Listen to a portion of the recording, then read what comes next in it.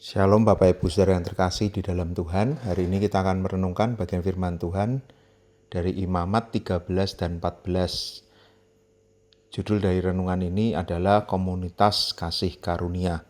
Komunitas Kasih Karunia. Kita akan membaca dari Imamat 13 ayat 1 dan 2. Tuhan berfirman kepada Musa dan Harun, apabila pada kulit badan seseorang ada bengkak atau bintil-bintil atau panau yang mungkin menjadi penyakit kusta pada kulitnya, ia harus dibawa kepada Imam Harun atau kepada salah seorang dari anak-anaknya imam-imam itu. Imamat 14 ayat yang 1 dan 2, Tuhan berfirman kepada Musa, inilah yang harus menjadi hukum tentang orang yang sakit kusta. Pada hari pentahirannya ia harus dibawa kepada imam. Kenapa saya berikan judul Komunitas Kasih Karunia? Gambaran tentang orang kusta dan bagaimana imam bertanggung jawab untuk bisa memutuskan apakah mereka sudah menjadi tahir atau tidak, menjadi satu hal yang menarik. Kenapa? Karena ketika orang melihat seseorang terkena kusta, tentu akan langsung menghakimi, langsung akan dikucilkan, langsung dijauhi.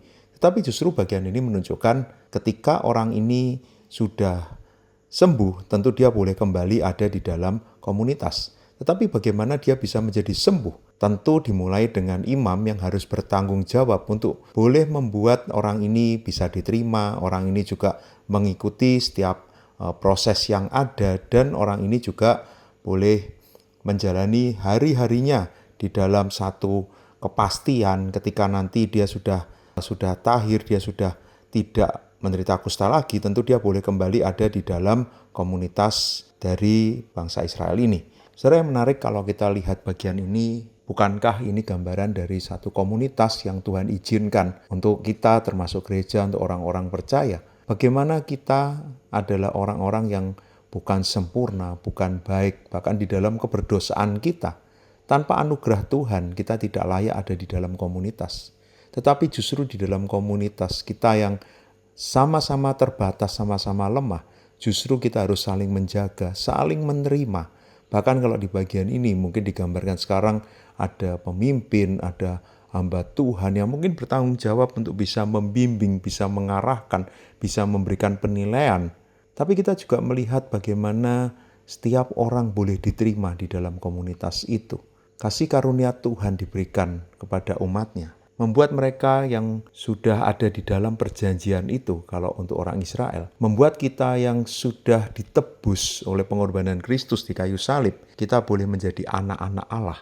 Sama seperti mereka boleh menjadi umat Allah, tentu Tuhan izinkan semua orang boleh ada di dalam anggota tubuh Kristus, persekutuan orang-orang percaya. Tetapi kekudusan harus tetap dijaga. Ketika mereka saat itu digambarkan berhubungan dengan penyakit, tentu mereka harus dalam keadaan yang suci, harus dalam keadaan yang baik untuk supaya tidak menularkan kepada yang lain, untuk saling menjaga satu dengan yang lain.